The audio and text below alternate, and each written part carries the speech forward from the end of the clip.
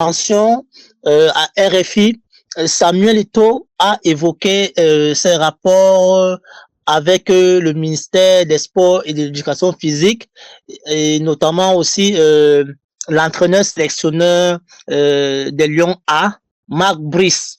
Dans un premier temps, je voudrais qu'on s'attarde un peu sur ses relations avec le ministre des Sports, le professeur Mouele Kombi.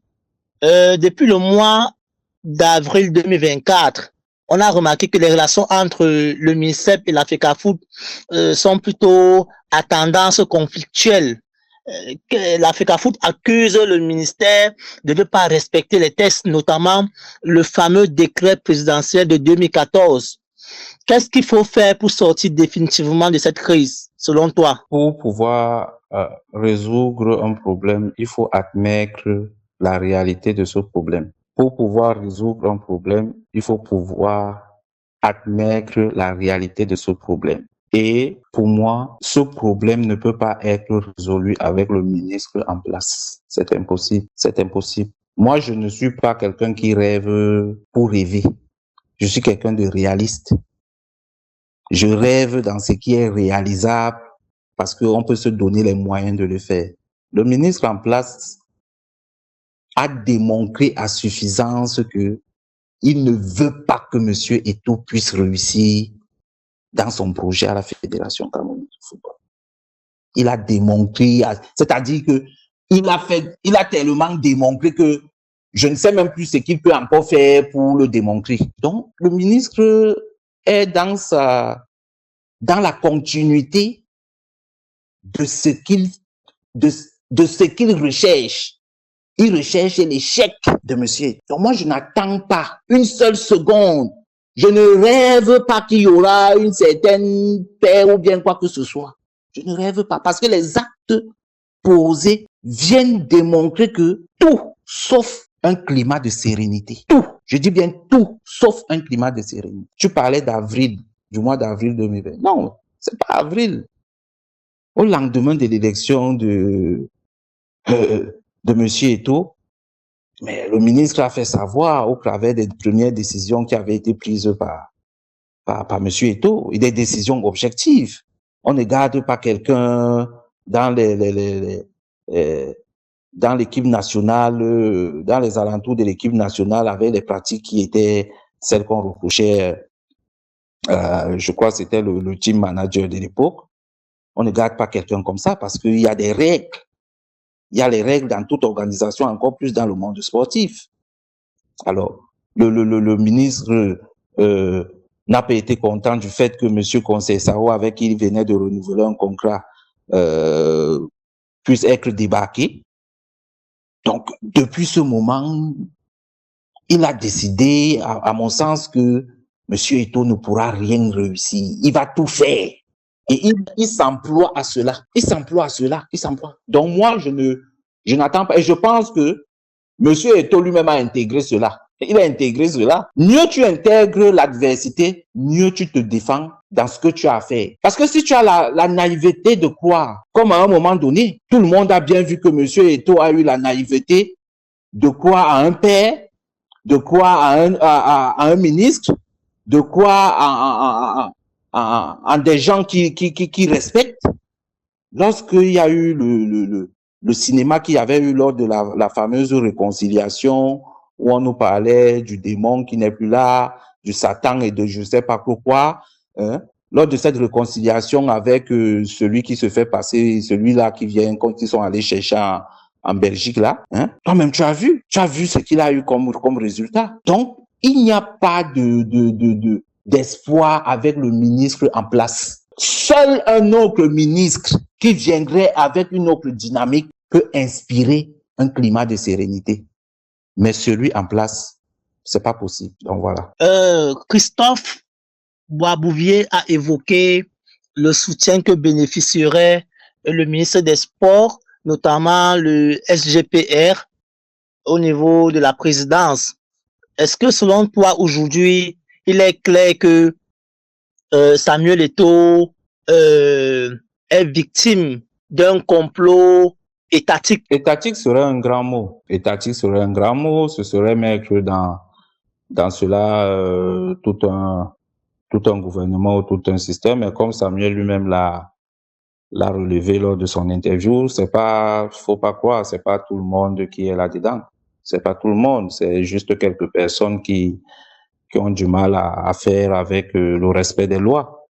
Donc, non, je pense pas que ce soit étatique, mais il est clair qu'il y a des membres du gouvernement, certaines personnes qui, comme je disais tout à l'heure, qui ne veulent pas voir Monsieur Eto'o réussir dans son projet, du moins, même pas réussir, qu'il applique simplement son projet, parce que l'appréciation se fera à la fin de son mandat.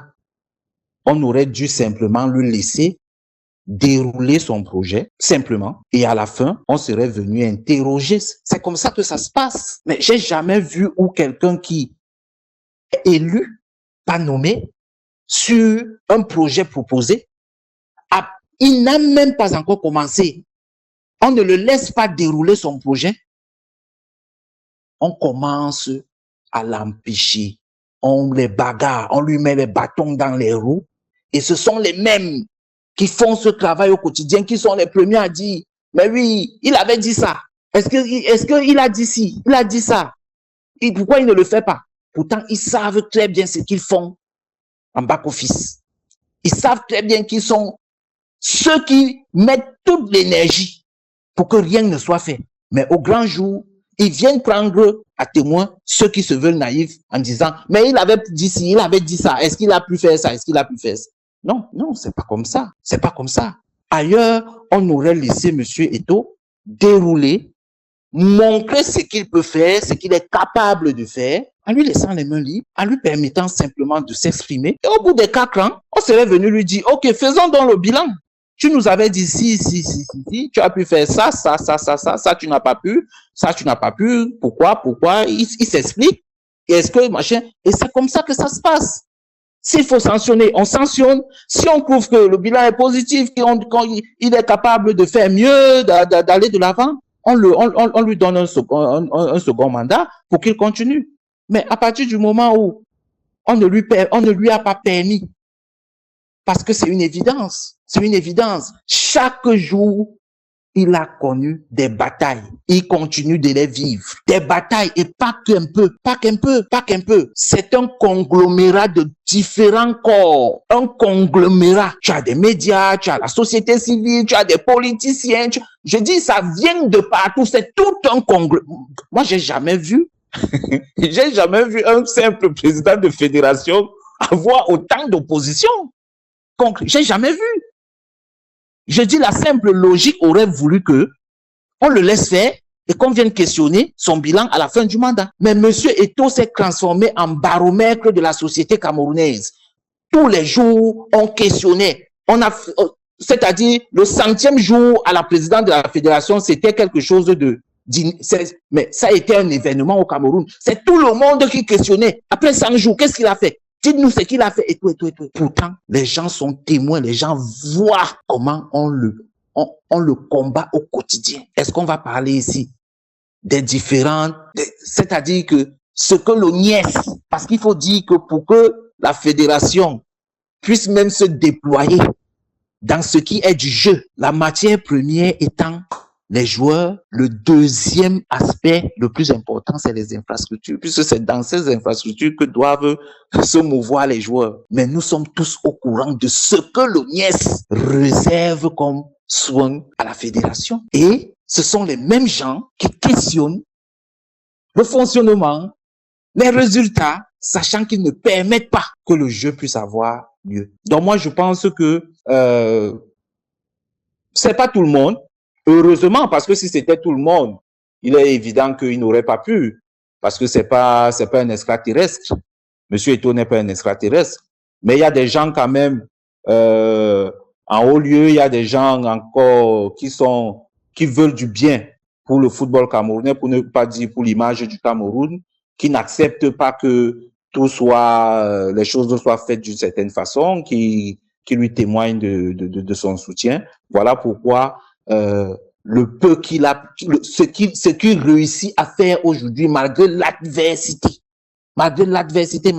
tu imagines si on avait permis à Monsieur Eto'o comme on a laissé le soin au président des exécutifs précédents de pouvoir faire ce qu'il voulait, si on avait laissé le même soin à Eto'o de faire ce qu'il avait à faire, tu imagines le résultat qu'on aura aujourd'hui?